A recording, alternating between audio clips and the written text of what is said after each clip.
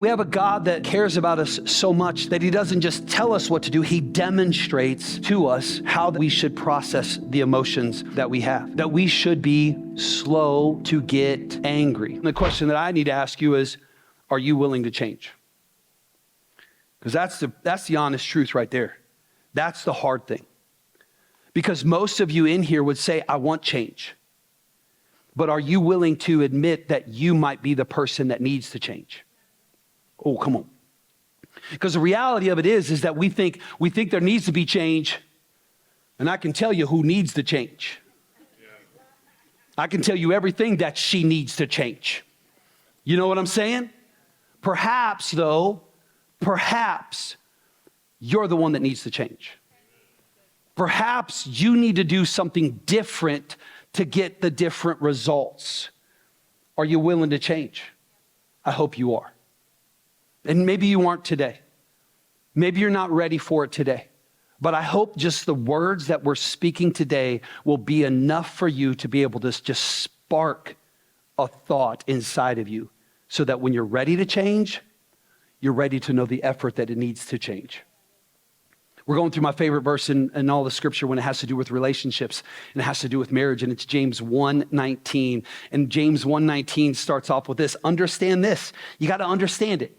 See, I'm going to give you some principles. I'm going to give you the teachings. I'm going to give you the effort that you can have to be able to put into the marriage so that you can have a healthy marriage. I'm telling you that if you put these principles into practice inside of your marriage, that you will have healthy relationships. But the problem is you got to understand the effort that you need to put in. So how do you show and how do you demonstrate that you understand what is being taught to you? Philippians 4:9 says this: you got to keep putting it into practice. Which again goes back to, are you willing to change? Are you willing to put in effort? Are you willing to do something different so that the marriage that you're in can be healthier than it's ever been before? If you are, then you got to do something about it, which is this: you got to put it into practice. You got to put these things into practice. Don't just let it be a message that I speak on a Sunday and then it just stops right here at the end of this platform. You got to put these things into practice. So are you willing to change? Now, what do you need to put into practice to be able to see a healthy marriage? Here you go. James 1:19. Quick to listen, slow to speak, and slow to get angry. Come on, somebody. These are the three keys to a healthy relationship, to a healthy marriage. Be quick to listen, slow to speak, and slow to get angry. If you can hold on to those keys, you will have a healthy marriage. Come on, somebody. Quick to listen, slow to speak, slow to get angry. We've talked about the first two keys in the first 2 weeks of this series. And today we're going to talk about the third key to a successful and healthy marriage. And that's this: you need to be slow to get angry. Come on now. You need to be slow to get angry. You need to be slow to get angry. You got to be slow to get angry. How many of y'all know that it's easy to be quick to get angry? I was driving down Ellsworth. I was just driving. I was staying in my lane. I didn't move lanes. I didn't do anything different. I was just stayed in my lane. And I was just there. And all of a sudden I look over and a guy's flipping me off. I didn't even do anything. I'm just driving. I didn't even do anything. That guy was quick to get angry. How many of y'all? Luckily, they didn't have a Focus Church sticker in the back of their car. You know what I'm saying? Come on, somebody. Come on. Don't act like none of y'all ever flipped anybody off in here before. Just know that I drive a gray Jeep, okay? So if you see a gray Jeep with a big old lift on it, don't flip off that person, because I'm going to see you on Sunday. Come on now. You got to be slow to get angry. Now, here's something we've got to cover this right away. We got to talk about this. Slow to get angry. We need to understand something. Is anger wrong? Like, is the emotion of anger wrong? How about is anger a sin even? Is anger wrong, and is anger a sin? It feels like it is at times. It feels like a negative emotion. It feels like an emotion that I'm not supposed to have. But I want you to know that anger in itself, it's not wrong and it's not a sin because God himself gets angry. God himself gets angry. You can see that over and over in Scripture. There was this great flood that happened over all of the earth, and it found in Genesis chapter 6. There was moments of God being able to say, you know what? I'm going to take the children of Israel out of Egypt from the slavery that they're in, and you can see God's anger coming down. You can see God's anger in the issue of Sodom and Gomorrah. You can see God's anger come out in the moments that the Israelites are wandering through the wilderness. And out of consistent and constant disobedience to God, we see his anger come through. So anger in itself is not wrong, and anger in itself is not a sin. But the truth of the matter is that this emotion, it's an emotion that will lead you to sin. Come on, somebody. Anger is an emotion that will lead you to sin. James chapter 1, verses 19, we just read this, right? It says, be slow to get angry. And then in verse 20, it says, because human anger does not produce the righteousness God desires. Anger in itself is not wrong and is not a sin, but the human anger that we experience will absolutely lead us to sin. It does not produce the righteousness that God desires inside of us. So what kind of anger then, if the anger in itself is not wrong, anger in itself is not a sin, then what kind of anger that should we be able to have? Not the human anger, but what kind of anger does God? We just said God gets angry. So what does he demonstrate to us? What does he teach us about this emotion that we feel? Well, Exodus chapter 34, it says this, the Lord passed in front of Moses, calling out, Yahweh, that's his name, the Lord, the God of compassion and mercy. And then he says this, I am slow to anger. It's almost like he just spoke out what he's trying to teach us in James 1:19. That God himself is slow to anger and filled with unfailing love and faithfulness. It's reiterated in Psalms 103, 8 through 9, where the psalmist writes this words. He said, the Lord is compassionate and merciful. He is slow to get angry and filled with unfailing love. He will not constantly accuse us nor remain angry forever. I'm so thankful that God does not just tell us the right way, he shows us the right way.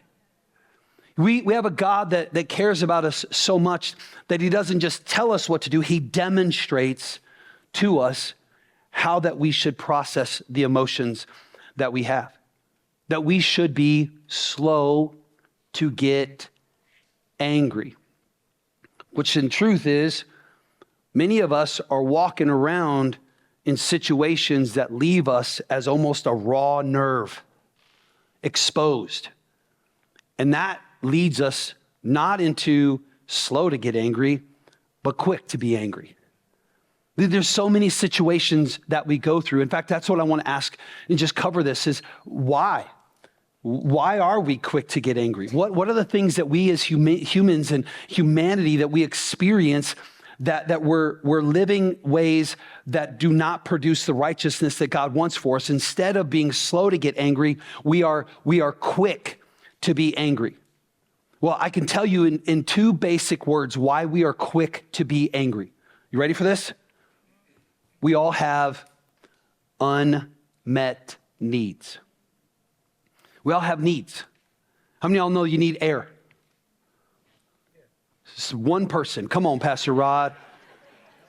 Some of you are like, it's hot in here. I wish I did have some air. Come on, somebody. I don't know why that side. Just so you know, church, we got the AC running and it's not running. That's how that goes. And Pastor James goes back and checks it almost every 5 minutes because he's like, I can't get this thermostat to work. And so that's the joys of being in a space that's not ours. How many of y'all believing that we're going to have our own space one day? Come on, somebody. Meridian at 24, let's go. And we got some exciting things that we're going to be sharing with you about that one as well. But we all have unmet needs. There's unmet needs that we have. We all need air. How many of y'all know you need food? Nah, I mean, some of y'all awake now. You need something to drink. You got to have these things. There are needs that we have, and we get angry when we have unmet needs. Pastor Jenny and I, we love the journey of life that we've been on together, and that leads us through ups and downs and all arounds and all that stuff. And we've learned together, and we walk through this journey together. And part of that journey has been a journey of physical health. And walking through a journey of physical health and understanding what that is. And really, truly, we want to be healthy. We want to be healthy in every aspect of our life. Spiritually healthy, emotionally healthy, relationally healthy, financially healthy, and physically healthy. And we strive for that. We work really, really hard. We would rather be proactive in our health than reactive in our health. Y'all feel me on that one? I know that some of our guys in here that have been having heart issues recently, they wish that they would have been a little bit more proactive. You know what I'm saying? We want to be proactive in our health. And so that's been a journey that we've been on. And through that means that there's times that we're not 20 years old anymore, that we can't just decide, you know what? I decide I want to lose 5 pounds. And then by the end of the day, you lose 5 pounds. Anybody remember what it was like to be 20 years old and do that? Like you just decided you want to do, I wish I was stronger. And then you wake up and you're stronger. No, it doesn't happen when you're 50 years old. It takes work. And so we were going through a series, like a little season where we were going to lose some weight, and we were doing that season together. And we've done that many times, and it's been successful. And we wake up the one day and I'm like, man, you look good. And she's like, you look good too. And I'm like, good job. And so we were going through that, and one of these situations, we actually got a little bit too aggressive in our weight loss, in our calorie deficit. Anybody ever been aggressive in their calorie deficit? Some of you don't even know what deficit means. It means you need to eat less, all right? That's what that means. A calorie deficit means you're eating less than what you're expending, okay? And has anybody ever been in that place where you were just, you went aggressive in your calorie deficit? Anybody it's called being hungry. Oh, yeah, now I know what that is. It's called being hungry, y'all. People even say, they're like, man, how did you lose weight? I was hungry. That's the key to it, okay? I'm just saying, eat less. It's a mathematic formula, and we got aggressive in it. And in that time when we were being aggressive in our caloric deficit, we all of a sudden we woke up the one day. She said something to me. It was one of the worst things she's ever said to me in my entire life. I have no idea what it was. No idea what she said, but she said something that cut me so hard. And then I said something back to her. I have no idea what it was, but it was the worst thing that I've ever said to her.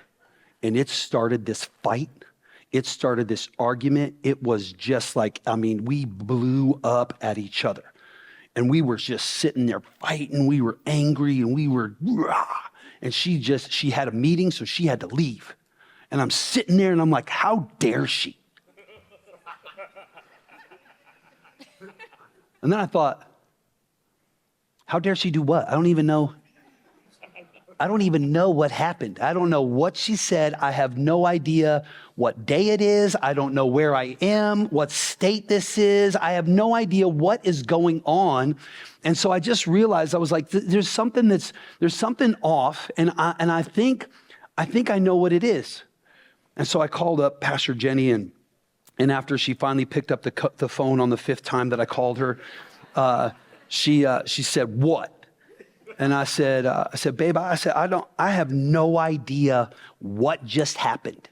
I have no idea what I said. I have no idea what you said.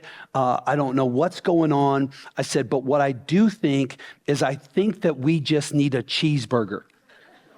And she said, "I'm already on my way to get one."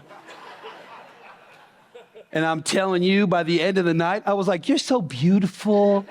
You are so wonderful." And she was like, "You are the greatest person that just everything that you've done in my life has made it better." Come on, somebody. How many of y'all know that unmet needs can leave you angry? How many of y'all know that unmet food needs can leave you hangry? You know what I'm saying? Unmet needs leave you angry. But it's not like those are simple things, but there's also some deeper issues that we have as well that make us angry. In fact, some of those Some of those are things that run really, really deep. Like something that happened when you were a child. An abuse that you had. A situation that you went through. Words that were said to you in a bullying fashion that still cut deep today. Abuse that you might have had at the hands of somebody that you thought was safe, physically, emotionally, or sexually. There's issues that we go through that are so difficult, and those needs are now unmet, and they leave us angry. Past experiences. Going through some trauma, military individuals, seeing things that no human being should see. Maybe even a relationship that cut you so deep that you're not sure if there's ever going to be a relationship that could be safe again. And they leave us hurt, and then they leave us angry inside. Current circumstances. How many of y'all know that this world is not fair? And there are issues that you go through, and there are issues that I go through, and they are not fair. Why do bad things happen to good people? And it's easy for us to sit there and question them, and it's easy for us to sit there and absolutely get angry. I'm angry. And I don't know how I'm not supposed to be angry. It's because we're giving into our human condition instead of giving over to a godly condition. With all of those situations, abuse, got to give it over to God. Past trauma, you got to give it over to God. It's not fair. Cancer is not fair. You got to give it over to God.